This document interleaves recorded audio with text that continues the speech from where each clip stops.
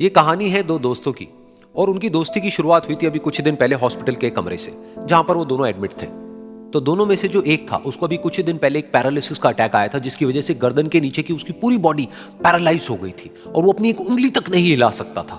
और पूरे दिन जो भी नर्स उसके पास में आती वो उसको एक ही बात कहता कि मुझे कोई ऐसा इंजेक्शन दे दो जिससे कि मैं मर जाऊं, अब मैं और जीना नहीं चाहता, ऐसी जिंदगी का मैं क्या करूंगा। तो उसका जो दोस्त था उस कमरे में, क्योंकि वो चल फिर सकता था, तो रोज सुबह और रोज शाम को उस कमरे में एक खिड़की थी, उसके पास में जाकर के खड़ा हो जाता और अपने दोस्त को बताता कि उस खिड़की के बाहर क्या चल रहा है। बिल्कुल नीला आसमान है, सफेद बादल है, हल्की हल्की हवा चल रही है और कुछ पंछी उड़ रहे हैं। एक बहुत ही सुंदर बीच है जहां पर कुछ बच्चे मिट्टी के घरौंदे बना रहे हैं। कुछ लोग हैं जो वहां पर बैठे हुए बस समुद्र की लहरों को देख रहे हैं। कुछ लोग जॉगिंग कर रहे हैं, कोई एक्सरसाइज कर रहा है, कोई पतंग उड़ा रहा है। वहां पर एक आइसक्रीम की स्टॉल है जहां पर कुछ लोग आकर के आइसक्रीम खा रहे हैं। और सनसेट के टाइम पे जो पानी है वो पूरा गोल्डन हो जाता है और चमकने लगता है। तो शुरू में तो जब उसने वो सब बताना शुरू किया तो उसके दोस्त के ऊपर ज्यादा असर नहीं हुआ, लेकिन धीरे धीरे उसके अंदर जीने की चाह जागने लगी। अब वो सुबह का इंतजार करने लगा कि जल्दी से सुबह हो और मेरा दोस्त मुझे बताए कि आज यहां पर क्या हो रहा है। कुछ दिन तक ऐसे ही चलता रहा।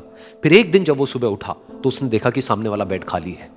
फिर उसने नर्स को बुलाया और उससे पूछा कि क्या वो डिस्चार्ज हो गया है। तो नर्स ने कहा कि आपको तो उन्होंने बताया होगा, उनके पास कुछ ही दिन बाकी थे और कल रात को ही उनकी डेथ हो गई है। ये सुन करके उसके अंदर की उम्मीद पूरी तरह से टूट गई, क्योंकि सिर्फ उसका दोस्त ही था जिसने उसको बाहर की दुनिया से जोड़ा हुआ था, जिसकी वजह से वो जान पाता था कि बाहर क्या हो रहा है और ये दुनिया कितनी खूबसूरत है। तो कुछ दिन तक तो वो रोता रहा और उसने जीने की चाह छोड़ दी। लेकिन दूसरी ही तरफ से उसके अंदर कहीं ना कहीं एक नई चाह पैदा हुई कि काश मरने से पहले एक बार मैं खुद अपनी आंखों से देखूं इस खिड़की के बाहर कि दुनिया कैसी है। जैसे जैसे उसकी ये चाह बढ़ने लगी, उसको अपने अंदर एक अजीब सी एनर्जी महसूस होने लगी।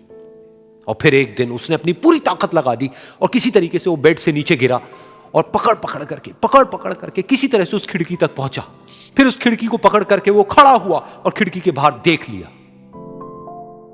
लेकिन खिड़की के बाहर देखते ही वो गुस्से से भर गया। उसने जोर से नर्स को आवाज लगाई और जैसे ही नर्स आई उसने नर्स से पूछा, ये तुमने क्या किया, ये खिड़की के बाहर काली दीवार क्यों खड़ी कर दी।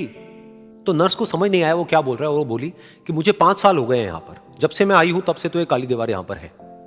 तब जाकर के उसको समझ आया कि उसका वो दोस्त उससे झूठ बोल रहा था। और उसने नर्स से पूछा, अगर ये काली दीवार पिछले 5 साल से यहां पर है तो मेरे दोस्त ने मुझसे झूठ क्यों कहा।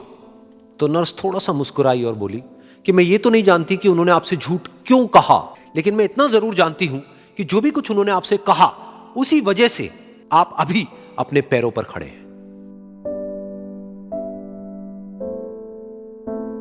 तो इस कहानी से हमको यह सीखने को मिलता है कि जो हमारे शब्द हैं, जो हमारे वर्ड्स हैं, जो हम अपने मुंह से बाहर निकालते हैं, उसमें इतनी पावर है जिसकी कोई हद नहीं है। वो किसी आदमी को गिरा भी सकते हैं और उसको उठा भी सकते हैं।